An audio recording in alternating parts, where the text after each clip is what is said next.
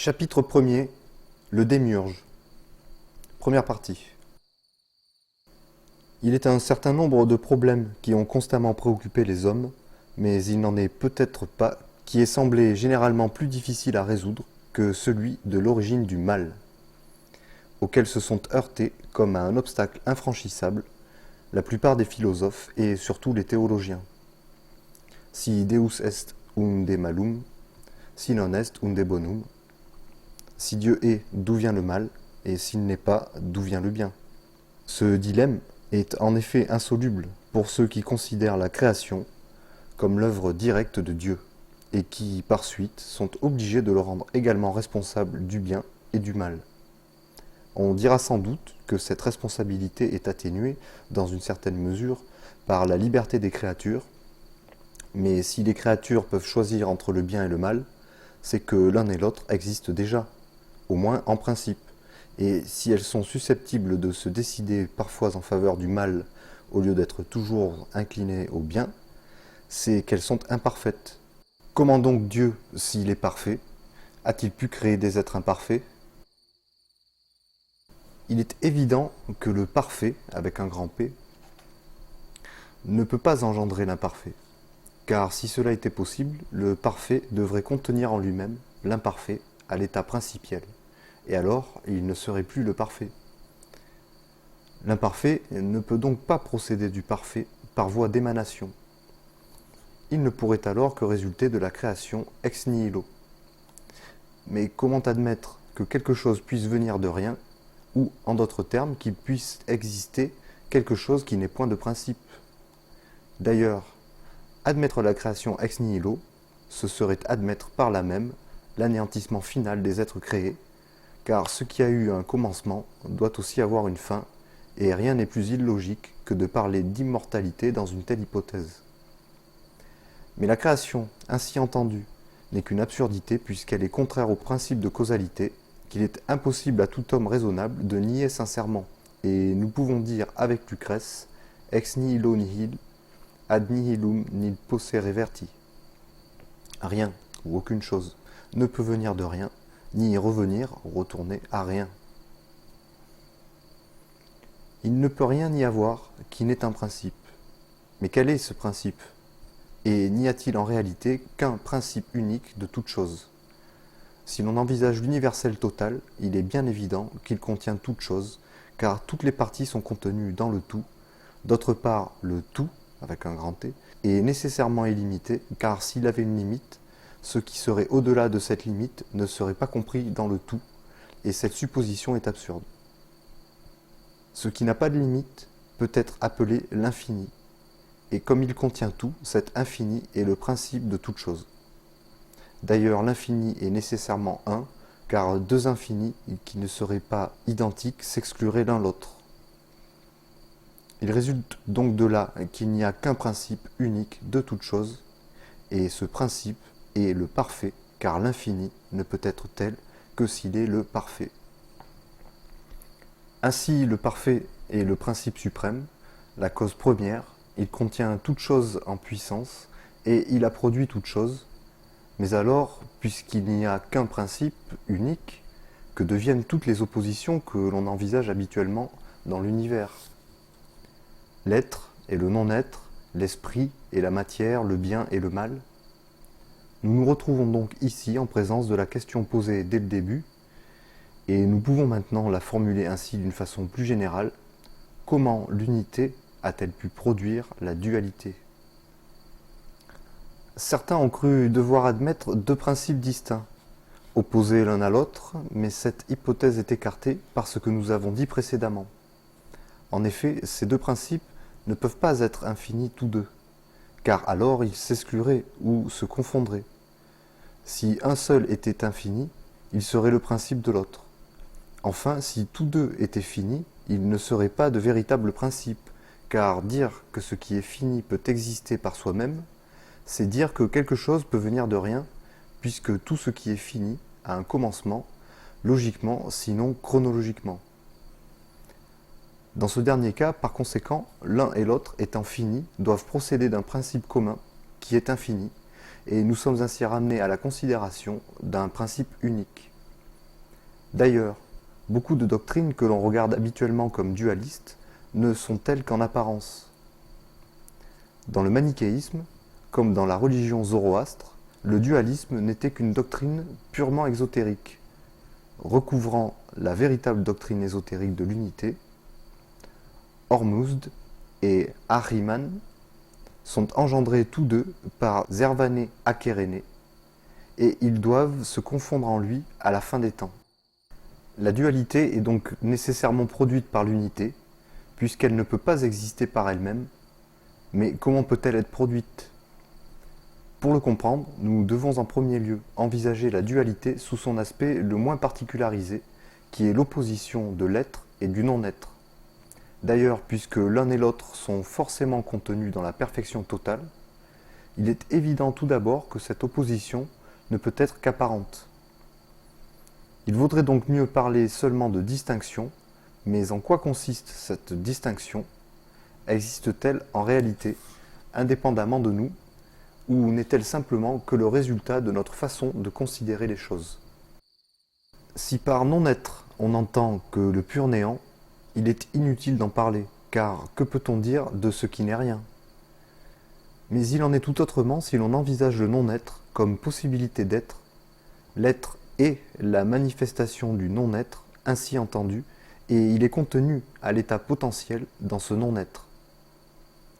Le rapport du non-être à l'être est alors le rapport du non-manifesté au manifesté, et l'on peut dire que le non-manifesté est supérieur au manifesté, dont il est le principe, puisqu'il contient en puissance tout le manifesté, plus ce qu'il n'est pas, n'a jamais été et ne sera jamais manifesté.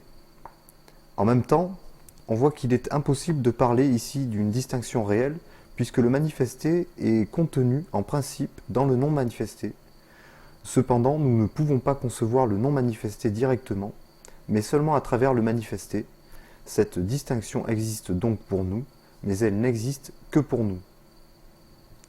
S'il en est ainsi pour la dualité sous l'aspect de la distinction de l'être et du non-être, il doit en être de même à plus forte raison pour tous les autres aspects de la dualité. On voit déjà par là combien est illusoire la distinction de l'esprit et de la matière, sur laquelle on a pourtant, surtout dans les temps modernes, édifié un si grand nombre de systèmes philosophiques, comme sur une base inébranlable. Si cette distinction disparaît, de tous ces systèmes, il ne reste plus rien. De plus, nous pouvons remarquer en passant que la dualité ne peut pas exister sans le ternaire, car si le principe suprême, en se différenciant, donne naissance à deux éléments, qui d'ailleurs ne sont distincts qu'en tant que nous les considérons comme tels, ces deux éléments et leurs principes communs forment un ternaire, de sorte qu'en réalité c'est le ternaire et non le binaire qui est immédiatement produit par la première différenciation de l'unité primordiale. Revenons maintenant à la distinction du bien et du mal, qui n'est elle aussi qu'un aspect particulier de la dualité. Lorsqu'on oppose le bien au mal, on fait généralement consister le bien dans la perfection, ou du moins à un degré inférieur dans une tendance à la perfection, alors que le mal n'est autre chose que l'imparfait. Mais comment l'imparfait pourrait-il s'opposer au parfait? Nous avons vu que le parfait est le principe de toute chose, et que d'autre part il ne peut pas produire l'imparfait, d'où il résulte qu'en réalité l'imparfait n'existe pas, ou que du moins il ne peut exister que comme élément constitutif de la perfection totale, mais alors il ne peut pas être réellement imparfait, et ce que nous appelons imperfection n'est que relativité. Ainsi, ce que nous appelons erreur n'est que vérité relative, car toutes les erreurs doivent être comprises dans la vérité totale, sans quoi celle-ci, étant limitée par quelque chose qui serait en dehors d'elle, ne serait pas parfaite, ce qui équivaut à dire qu'elle ne serait pas la vérité. Les erreurs, ou plutôt les vérités relatives, ne sont que des fragments de la vérité totale, c'est donc la fragmentation qui produit la relativité, et par suite, on pourrait dire qu'elle est la cause du mal, si relativité était réellement synonyme d'imperfection, mais le mal n'est tel que si on le distingue du bien. Si on appelle bien le parfait, le relatif n'en est point réellement distinct, puisqu'il y est contenu en principe. Donc, au point de vue universel, le mal n'existe pas. Il existera seulement si l'on envisage toute chose sous un aspect fragmentaire et analytique, en les séparant de leurs principes communs, au lieu de les considérer synthétiquement comme contenus dans ce principe, qui est la perfection. C'est ainsi qu'est créé l'imparfait, en distinguant le mal du bien. On les crée tous deux par cette distinction même, car le bien et le mal ne sont tels que si on les oppose l'un à l'autre. Et s'il n'y a point de mal, il n'y a pas lieu non plus de parler de bien au sens ordinaire de ce mot, mais seulement de perfection. C'est donc la fatale illusion du dualisme qui réalise le bien et le mal, et qui, considérant les choses sous un point de vue particularisé, substitue la multiplicité à l'unité, et enferme ainsi les êtres sur lesquels elle exerce son pouvoir dans le domaine de la confusion et de la division. Ce domaine, c'est l'empire du démiurge. Deuxième partie. Ce que nous avons dit au sujet de la distinction du bien et du mal permet de comprendre le symbole de la chute originelle, du moins dans la mesure où ces choses peuvent être exprimées. La fragmentation de la vérité totale, ou du verbe, car c'est la même chose au fond, fragmentation qui produit la relativité, est identique à la segmentation de l'Adam Kadmon, dont les parcelles séparées constituent l'Adam protoplaste, c'est-à-dire le premier formateur. La cause de cette segmentation, c'est Nahash, l'égoïsme ou le désir de l'existence individuelle. Ce Nahash n'est point une cause extérieure à l'homme, mais il est en lui d'abord à l'état potentiel, et il ne lui devient extérieur que dans la mesure où l'homme lui-même l'extériorise. Cet instinct de séparativité, par sa nature, qui est de provoquer la division, pousse l'homme à goûter le fruit de l'arbre de la science du bien et du mal, c'est-à-dire à créer la distinction même du bien et du mal. Alors, les yeux de l'homme s'ouvrent, parce que ce qui lui était intérieur est devenu extérieur, par suite de la séparation qui s'est produite entre les êtres. Ceux-ci sont maintenant revêtus de formes qui limitent et définissent leur existence individuelle, et ainsi l'homme a été le premier formateur. Mais lui aussi se trouve désormais soumis aux conditions de cette existence individuelle, et il est revêtu également d'une forme, ou, suivant l'expression biblique, d'une tunique de peau. Il est enfermé dans le domaine du bien et du mal, dans l'empire du démiurge. On voit par cet exposé, d'ailleurs très abrégé et très incomplet, qu'en réalité le démiurge n'est point une puissance extérieure à l'homme, il n'est en principe que la volonté de l'homme en tant qu'elle réalise la distinction du bien et du mal. Mais ensuite, l'homme, limité en tant qu'être individuel par cette volonté qui est la sienne propre, la considère comme quelque chose d'extérieur à lui, et ainsi elle devient distincte de lui. Bien plus, comme elle s'oppose aux efforts qu'il fait pour sortir du domaine où il s'est lui-même enfermé, il la regarde comme une puissance hostile, et il l'appelle Shaitan ou l'adversaire. Remarquons d'ailleurs que cet adversaire que nous avons créé nous-mêmes et que nous créons à chaque instant, car ceci ne doit point être considéré comme ayant eu lieu en un temps déterminé, que cet adversaire, disons-nous, n'est point mauvais en lui-même, mais qu'il est seulement l'ensemble de tout ce qui nous est contraire. À un point de vue plus général, le démiurge, devenu une puissance distincte et envisagée comme telle, est le prince de ce monde, dont il est parlé dans l'évangile de Jean. Ici encore, il n'est à proprement parler ni bon ni mauvais, ou plutôt il est l'un et l'autre, puisqu'il contient en lui-même le bien et le mal. On considère son domaine comme le monde inférieur, s'opposant au monde supérieur ou à l'univers principiel dont il a été séparé. Mais il faut avoir soin de remarquer que cette séparation n'est jamais absolument réelle, elle n'est réelle que dans la mesure où nous la réalisons, car ce monde inférieur est contenu à l'état potentiel dans l'univers principiel. Et il est évident qu'aucune partie ne peut réellement sortir du tout. C'est d'ailleurs ce qui empêche que la chute se continue indéfiniment. Mais ceci n'est qu'une expression toute symbolique, et la profondeur de la chute mesure simplement le degré auquel la séparation est réalisée. Avec cette restriction, le démiurge s'oppose à l'Adam Kadmon, ou à l'humanité principielle, manifestation du Verbe, mais seulement comme un reflet, car il n'est point une émanation, et il n'existe pas par lui-même. C'est ce qui est représenté par la figure des deux vieillards du Zohar et aussi par les deux triangles opposés du sceau de Salomon.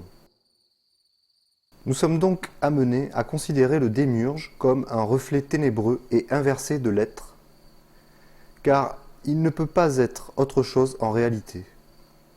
Il n'est donc pas un être, mais d'après ce que nous avons dit précédemment, il peut être envisagé comme la collectivité des êtres dans la mesure où ils sont distincts, ou si l'on préfère, en tant qu'ils ont une existence individuelle.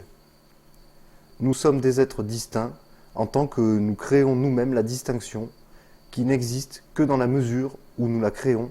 En tant que nous créons cette distinction, nous sommes des éléments du démiurge et, en tant qu'êtres distincts, nous appartenons au domaine de ce même démiurge, qui est ce qu'on appelle la création. Tous les éléments de la création, c'est-à-dire les créatures, sont donc contenus dans le démiurge lui-même, et en effet, il ne peut les tirer que de lui-même, puisque la création ex nihilo est impossible. Considéré comme créateur, le démiurge produit d'abord la division, et il n'en est point réellement distinct, puisqu'il n'existe qu'autant que la division elle-même existe, puis, comme la division est la source de l'existence individuelle, et que celle-ci est définie par la forme, le démiurge doit être envisagé comme formateur, et alors il est identique à l'Adam protoplaste, ainsi que nous l'avons vu.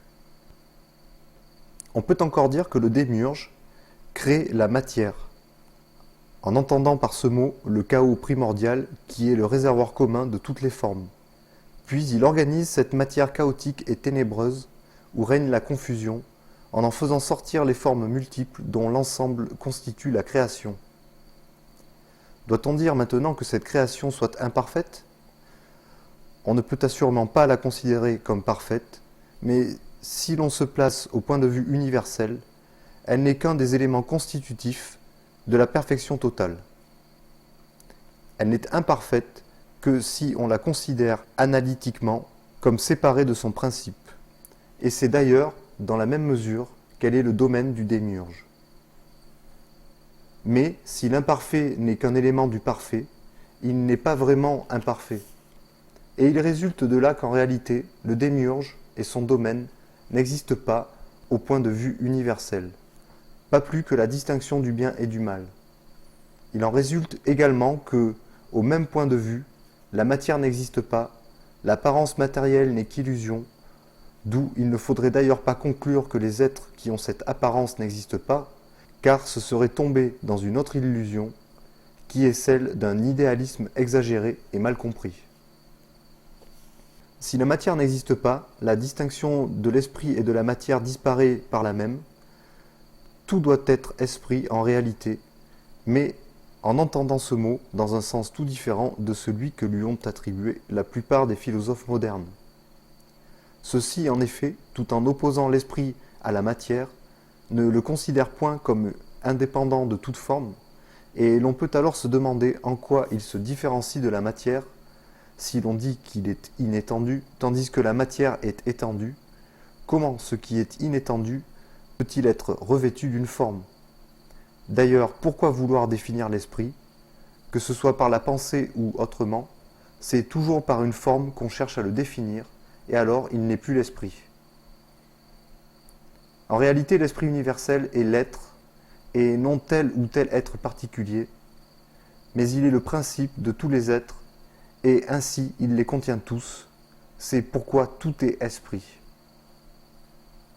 Lorsque l'homme parvient à la connaissance réelle de cette vérité, il identifie lui-même et toute chose à l'esprit universel, et alors toute distinction disparaît pour lui, de telle sorte qu'il contemple toute chose comme étant en lui-même, et non plus comme extérieure, car l'illusion s'évanouit devant la vérité, comme l'ombre devant le soleil.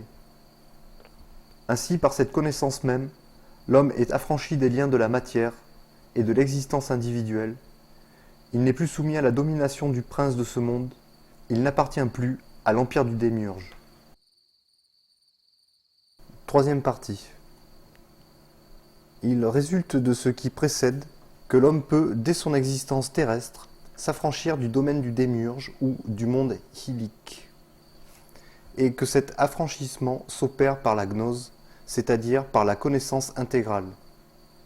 Remarquons d'ailleurs que cette connaissance n'a rien de commun avec la science analytique et ne la suppose nullement. C'est une illusion trop répandue de nos jours de croire qu'on ne peut arriver à la synthèse totale que par l'analyse. Au contraire, la science ordinaire est toute relative et limitée au monde illique. Elle n'existe pas plus que lui au point de vue universel.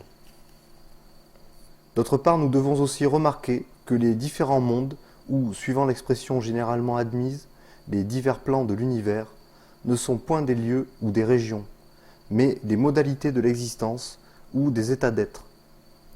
Ceci permet de comprendre comment un homme vivant sur la Terre peut appartenir en réalité non plus au monde illique, mais au monde psychique ou même au monde pneumatique. C'est ce qui constitue la seconde naissance. Cependant, celle-ci n'est à proprement parler que la naissance au monde psychique, par laquelle l'homme devient conscient sur deux plans, mais sans atteindre encore au monde pneumatique, c'est-à-dire sans s'identifier à l'esprit universel. Ce dernier résultat n'est obtenu que par celui qui possède intégralement la triple connaissance, par laquelle il est délivré à tout jamais des naissances mortelles. C'est ce qu'on exprime en disant que les pneumatiques seuls sont sauvés. L'état des psychiques n'est en somme qu'un état transitoire, c'est celui de l'être qui est déjà préparé à recevoir la lumière, mais qui ne l'aperçoit pas encore, qui n'a pas pris conscience de la vérité une et immuable. Lorsque nous parlons des naissances mortelles, nous entendons par là les modifications de l'être, son passage à travers des formes multiples et changeantes. Il n'y a là rien qui ressemble à la doctrine de la réincarnation telle que l'admettent les spirites et les théosophistes, doctrine sur laquelle nous aurons quelque jour l'occasion de nous expliquer. Le pneumatique est délivré des naissances mortelles, c'est-à-dire qu'il est affranchi de la forme, donc du monde démiurgique. Il n'est plus soumis au changement, et par suite, il est sans action. C'est là un point sur lequel nous reviendrons plus loin. Le psychique, au contraire, ne dépasse pas le monde de la formation, qui est désigné symboliquement comme le premier ciel ou la sphère de la Lune. De là, il revient au monde terrestre, ce qui ne signifie pas qu'en réalité il prendra un nouveau corps sur la Terre, mais simplement qu'il doit revêtir de nouvelles formes, quelles qu'elles soient, avant d'obtenir la délivrance. Ce que nous venons d'exposer montre l'accord, nous pourrions même dire l'identité réelle, malgré certaines différences dans l'expression, de la doctrine gnostique avec les doctrines orientales et plus particulièrement avec le Vedanta, le plus orthodoxe de tous les systèmes métaphysiques fondés sur le brahmanisme. C'est pourquoi nous pouvons compléter ce que nous avons indiqué au sujet des divers états de l'être en empruntant quelques citations au traité de la connaissance de l'esprit de Sankaracharya, j'ouvre les guillemets, « Il n'y a aucun autre moyen d'obtenir la délivrance complète et finale que la connaissance. C'est le seul instrument qui détache les liens des passions. Sans la connaissance, la béatitude ne peut être obtenue. » Deuxième citation. « L'action n'étant pas opposée à l'ignorance, elle ne peut pas l'éloigner. Mais la connaissance dissipe l'ignorance, comme la lumière dissipe les ténèbres. » Je ferme les guillemets. L'ignorance, c'est ici l'état de l'être enveloppé dans les ténèbres, du monde illique, attaché à l'apparence illusoire de la matière et aux distinctions individuelles. Par la connaissance, qui n'est point du domaine de l'action, mais lui est supérieure, toutes ces illusions disparaissent, ainsi que nous l'avons dit précédemment. J'ouvre les guillemets. Quand l'ignorance qui naît des affections terrestres est éloignée, l'esprit, par sa propre splendeur, brille au loin dans un état indivisé, comme le soleil répand sa clarté lorsque le nuage est dispersé. Je ferme les guillemets. Mais avant d'en arriver à ce degré, l'être passe par un stade intermédiaire, celui qui correspond au monde psychique. Alors il croit être non plus le corps matériel, mais l'âme individuelle, car toute distinction n'a pas disparu pour lui, puisqu'il n'est pas encore sorti du domaine du démiurge. J'ouvre les guillemets. S'imaginant qu'il est l'âme individuelle, l'homme devient effrayé, comme une personne qui prend par erreur un morceau de corde pour un serpent. Mais sa crainte est éloignée par la perception qu'il n'est pas l'âme, mais l'esprit universel. Ferme les guillemets. Celui qui a pris conscience des deux mondes manifestés, c'est-à-dire du monde illique, ensemble des manifestations grossières ou matérielles, et du monde psychique, ensemble des manifestations subtiles, est deux fois né, Dvijja.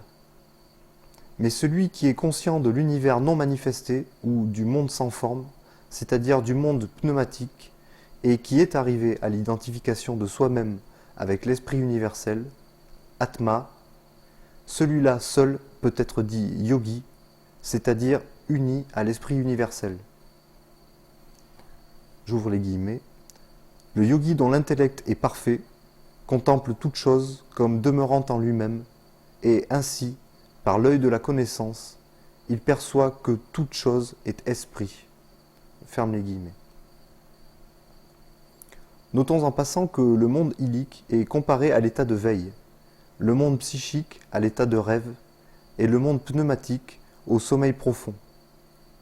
Nous devons rappeler à ce propos que le non manifesté est supérieur au manifesté, puisqu'il est le principe. Au-dessus de l'univers pneumatique, il n'y a plus, suivant la doctrine gnostique, que le plérum, qui peut être regardé comme constitué par l'ensemble des attributs de la divinité. Il n'est pas un quatrième monde, mais l'esprit universel lui-même, principe suprême des trois mondes, ni manifesté, ni non manifesté, indéfinissable, inconcevable et incompréhensible. Le yogi ou le pneumatique, car c'est la même chose au fond, se perçoit non plus comme une forme grossière ni comme une forme subtile, mais comme un être sans forme. Il s'identifie alors à l'esprit universel, et voici en quels termes cet état est décrit par Sankaracharya. J'ouvre les guillemets. Il est Brahma, après la possession duquel il n'y a rien à posséder, après la jouissance de la félicité duquel il n'y a point de félicité qui puisse être désirée, et après l'obtention de la connaissance duquel il n'y a point de connaissance qui puisse être obtenue. Deuxième citation. Il est Brahma, lequel ayant été vu, aucun autre objet n'est contemplé, avec lequel étant devenu identifié, aucune naissance n'est éprouvée, lequel étant perçu, il n'y a plus rien à percevoir. Troisième citation. Il est Brahma, qui est répandu partout, dans l'espace moyen, dans ce qui est au-dessus et dans ce qui est au-dessous, le vrai, le vivant, l'heureux, sans dualité, indivisible, éternel et un. Quatrième citation. Il est Brahma, qui est sans grandeur, inétendu, incréé, incorruptible, sans figure, sans qualité ou caractère. Cinquième citation. Il est Brahma par lequel toutes choses sont éclairées, dont la lumière fait briller le soleil et tous les corps lumineux, mais qui n'est pas rendu manifeste par leur lumière. Sixième citation. Il pénètre lui-même sa propre essence éternelle et il contemple le monde entier, apparaissant comme étant Brahma. Septième citation. Brahma ne ressemble point au monde, et hors Brahma, il n'y a rien. Tout ce qui semble exister en dehors de lui est une illusion. Huitième citation. De tout ce qui est vu, de tout ce qui est entendu, rien n'existe que Brahma. Et par la connaissance du principe, Brahma est contemplé comme l'être véritable, vivant, heureux, sans dualité. Neuvième citation. L'œil de la connaissance contemple l'être véritable, vivant, heureux, pénétrant tout, mais l'œil de l'ignorance ne le découvre point, ne l'aperçoit point, comme un homme aveugle ne voit point la lumière. Dixième citation. Quand le soleil de la connaissance spirituelle se lève dans le ciel du cœur, il chasse les ténèbres, il pénètre tout, embrasse tout et illumine tout. Fermez les guillemets.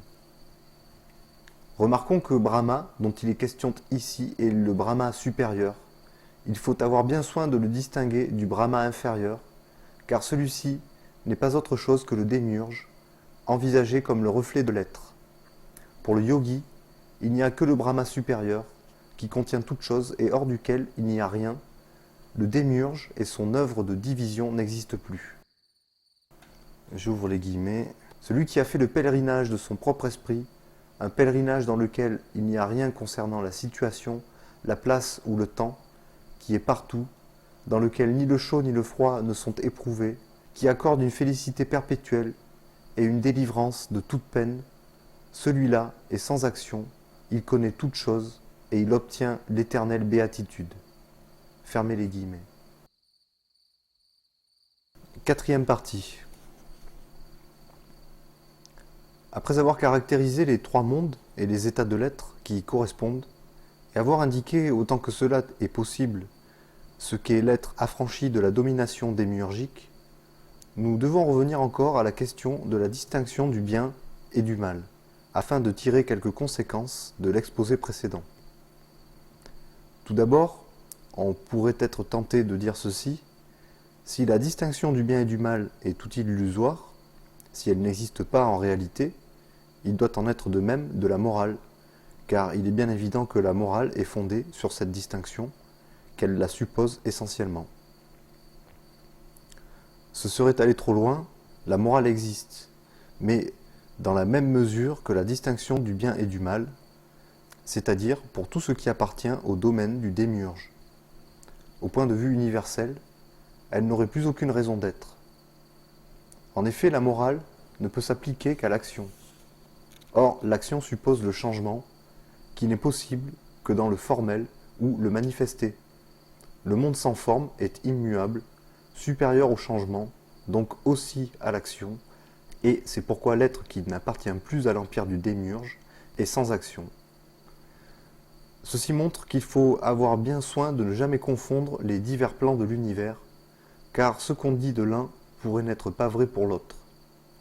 Ainsi, la morale existe nécessairement dans le plan social, qui est essentiellement le domaine de l'action. Mais il ne peut plus en être question lorsqu'on envisage le plan métaphysique ou universel, puisque alors il n'y a plus d'action. Ce point étant établi, nous devons faire remarquer que l'être qui est supérieur à l'action possède cependant la plénitude de l'activité. Mais c'est une activité potentielle, donc une activité qui n'agit point. Cet être est, non point immobile, comme on pourrait le dire à tort, mais immuable, c'est-à-dire supérieur au changement. En effet, il est identifié à l'être, qui est toujours identique à lui-même. Suivant la formule biblique, l'être est l'être. Ceci doit être rapproché de la doctrine taoïste, d'après laquelle l'activité du ciel est non agissante. Le sage, en qui se reflète l'activité du ciel, observe le non-agir. Cependant, ce sage, que nous avons désigné comme le pneumatique ou le yogi, peut avoir les apparences de l'action, comme la lune a les apparences du mouvement lorsque les nuages passent devant elle. Mais le vent qui chasse les nuages est sans influence sur la lune. De même, l'agitation du monde démiurgique est sans influence sur le pneumatique. À ce sujet, nous pouvons encore citer ce que dit Sankaracharya. J'ouvre les guillemets. Le yogi, ayant traversé la mer des passions, est uni avec la tranquillité et se réjouit dans l'esprit. Deuxième citation. Ayant renoncé à ces plaisirs qui naissent des objets externes périssables et jouissant de délices spirituels, il est calme et serein, comme le flambeau sous un éteignoir, et il se réjouit dans sa propre essence. Troisième citation. Pendant sa résidence dans le corps, il n'est pas affecté par ses propriétés, comme le firmament n'est pas affecté par ce qui flotte dans son sein. Connaissant toute chose, il demeure non affecté par les contingences. Fermez les guillemets. Nous pouvons comprendre par là le véritable sens du mot nirvana, dont on a donné tant de fausses interprétations. Ce mot signifie littéralement extinction du souffle ou de l'agitation. Donc, état d'un être qui n'est plus soumis à aucune agitation, qui est définitivement libéré de la forme. C'est une erreur très répandue, du moins en Occident, que de croire qu'il n'y a plus rien quand il n'y a plus de forme, tandis qu'en réalité c'est la forme qui n'est rien, et l'informel qui est tout. Ainsi le nirvana, bien loin d'être l'anéantissement comme l'ont prétendu certains philosophes, est au contraire la plénitude de l'être. De tout ce qui précède, On pourrait conclure qu'il ne faut point agir, mais ce serait encore inexact. Sinon, en principe, du moins dans l'application qu'on voudrait en faire. En effet, l'action est la condition des êtres individuels appartenant à l'empire du démiurge. Le pneumatique ou le sage est sans action en réalité, mais tant qu'il réside dans un corps, il a les apparences de l'action. Extérieurement, il est en tout semblable aux autres hommes, mais il sait que ce n'est là qu'une apparence illusoire, et cela suffit pour qu'il soit réellement affranchi de l'action, puisque c'est par la connaissance que s'obtient la délivrance. Par là même qu'il est affranchi de l'action, il n'est plus sujet à la souffrance, car la souffrance n'est qu'un résultat de l'effort, donc de l'action, et c'est en cela que consiste ce que nous appelons l'imperfection, bien qu'il n'y ait rien d'imparfait en réalité. Il est évident que l'action ne peut pas exister pour celui qui contemple toute chose en lui-même, comme existant dans l'esprit universel, sans aucune distinction d'objet individuel, ainsi que l'expriment ces paroles des Védas. Ouvrez les guillemets. Les objets diffèrent simplement en désignation, accident et nom, comme les ustensiles terrestres reçoivent différents noms, quoique ce soit seulement différentes formes de terre. Fermez les guillemets. La terre, principe de toutes ces formes, est elle-même sans forme, mais les contient toutes en puissance d'être, tel est aussi l'esprit universel. L'action implique le changement, c'est-à-dire la destruction incessante de formes qui disparaissent pour être remplacées par d'autres. Ce sont les modifications que nous appelons naissance et mort. Les multiples changements d'état que doit traverser l'être qui n'a point encore atteint la délivrance ou la transformation finale, en employant ce mot transformation dans son sens étymologique, qui est celui de passage hors de la forme. L'attachement aux choses individuelles ou aux formes essentielles, transitoires et périssables, est le propre de l'ignorance. Les formes ne sont rien pour l'être qui est libéré de la forme. Et c'est pourquoi même pendant sa résidence dans le corps, il n'est point affecté par ses propriétés. Ouvrez les guillemets. Ainsi, il se meut libre comme le vent, car ses mouvements ne sont point empêchés par les passions. Deuxième citation. Quand les formes sont détruites, le yogi et tous les êtres entrent dans l'essence qui pénètre tout.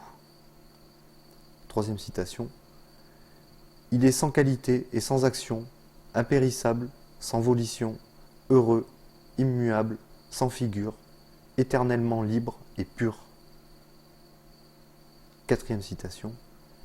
Il est comme l'éther, qui est répandu partout et qui pénètre en même temps l'extérieur et l'intérieur des choses. Il est incorruptible, impérissable, il est le même dans toutes choses, pur, impassible, sans forme, immuable. Cinquième citation. Il est le grand Brahma, qui est éternel, pur, libre, un, incessamment heureux, non deux, existant, percevant et sans fin. Fermez les guillemets. Tel est l'état auquel l'être parvient par la connaissance spirituelle. Ainsi, il est libéré à tout jamais des conditions de l'existence individuelle. Il est délivré de l'empire du démiurge.